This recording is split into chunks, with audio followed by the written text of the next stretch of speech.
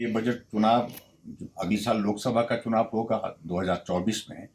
और 2024 के पहले का ये पूर्ण बजट के रूप में ये बजट अभी प्रस्तुत हुआ है। इसमें सभी चीज़ों को उसमें उसमें जो राहत और जिसमें बेहतर ढंग से शामिल किया जा सकता तो करने का प्रयत्न हुआ है। मैं बधाई देता हूँ। और ख़ास तौर से मैं एक तो ये कहना चाहता हूँ कि एग्रीकल्चर के सेक्टर को बहुत फोकस किया है। और मुझे इस बात की खुशी है कि जहाँ हिमाचल प्रदेश ने प्राकृतिक खेती के दृष्टि से एक शुरुआत की थी, उसमें 1 करोड़ लोगों को प्राकृतिक खेती के साथ जोड़ने का एक लक्ष्य निर्धारित किया गया है। ये भी एक बहुत बड़ा प्रसन्नता का विषय है। किसानों की आय में वृद्धि हो, किसान आगे आर्थिक दृष्टि से मजबूत हो, उस दृष्टि से भी बहुत सारी योजनाओं का इसमें जिक्र है।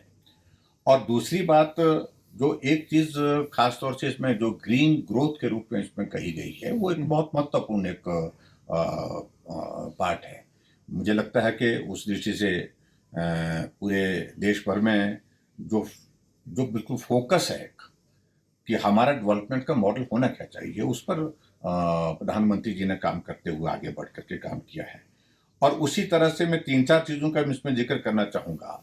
जो गरीब वर्ग के लिए पर्टिकुलरली जो प्रधानमंत्री आवास योजना की अगर हम बात करें, तो प्रधानमंत्री आवास योजना में 66% की अब की बार इंक्रीज की है बजट में।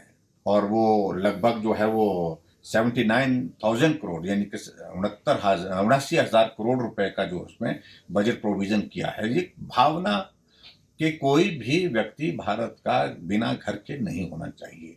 हर आदमी के पास घर होना चाहिए। एक सपना हर व्यक्ति का होता है जीवन में, उसको साकार करने के लिए प्रधानमंत्री जी बहुत बेहतर ढंग से काम कर रहे हैं। और उसी तरह से हमारा इंफ्रास्ट्रक्चर और ज़्यादा मजबूत हो, उस तरह से एयरपोर्ट कनेक्टिविटी के लिए बहुत महत्वपूर्ण है। और इंफ्रास्ट्रक्चर की दृष्टि से 50 नए एयरपोर्ट बनाने का भी बजट में ऐलान किया गया है, उस प्रावधान किया गया है। और उसी तरह से टूरिस्ट डेस्टिनेशन, जो 50 से ज़्यादा जो है टूरिस्ट डेस्टिनेशन डेवलप करेंगे पूरे देश भर में, आइडेंटिफाई करेंगे, उस पर काम करेंगे। ये भी एक बहुत महत्वपूर्ण एक कदम प्रधानमंत्री जी ने उसमें उठाया है।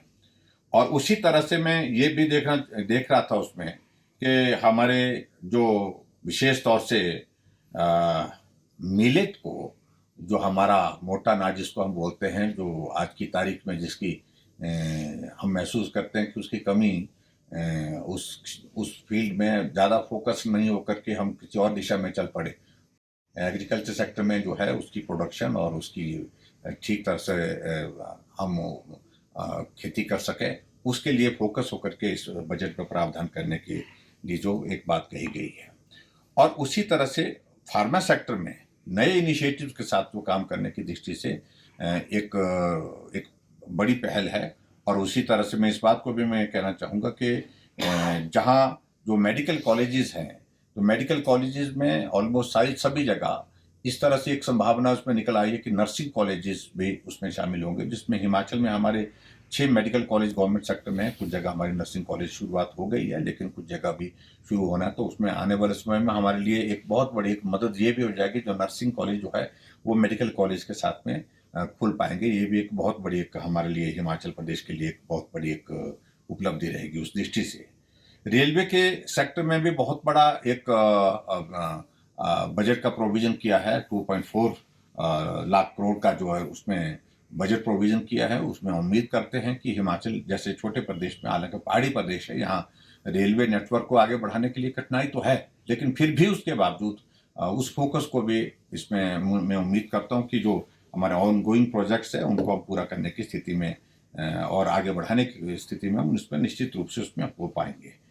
और उसी तरह से जो हमारा महत्वपूर्ण पार्ट जो जिसको लेकर के मैं ये कहना चाहूँगा कि महिलाओं के लिए और बुजुर्गों के लिए जो विशेष तौर से इसमें जो प्रावधान किया गया, जो महिलाओं के लिए 2 लाख रुपए की इनकम तक जो है वो 7.5% जो है उसमें ब्याज देने की बात कही गई। और उसी तरह बुजुर्गों के लिए भी उसमें एक चीज़ को और जोड़ा गया है, खासतौर से जो सीनियर सिटीजन को 15 लाख से 30 लाख रुपए तक जो हमारी उनकी सेविंग जो होंगी उसमें वो 7.5% के साथ ब्याज देने की बात उसमें कही गई। ये भी एक बहुत बड़ी बुजुर्गों के लिए भी और महिलाओं के लिए भी एक बड़ी खुशी की बात है।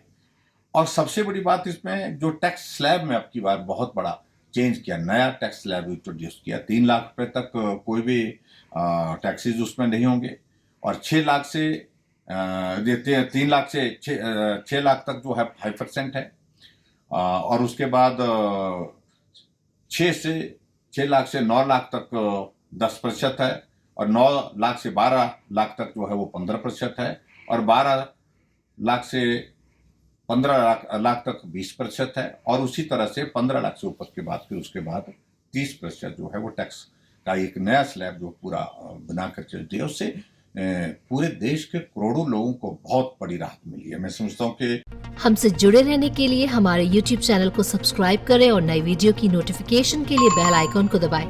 अगर आप ये वीडियो Facebook पर देख रहे हैं तो लाइक जरूर करें और ज्यादा से ज्यादा शेयर करें। इसी तरह के और भी अपडेट्स के लिए फॉलो करें हमारा Instagram पेज himachal.केसरी।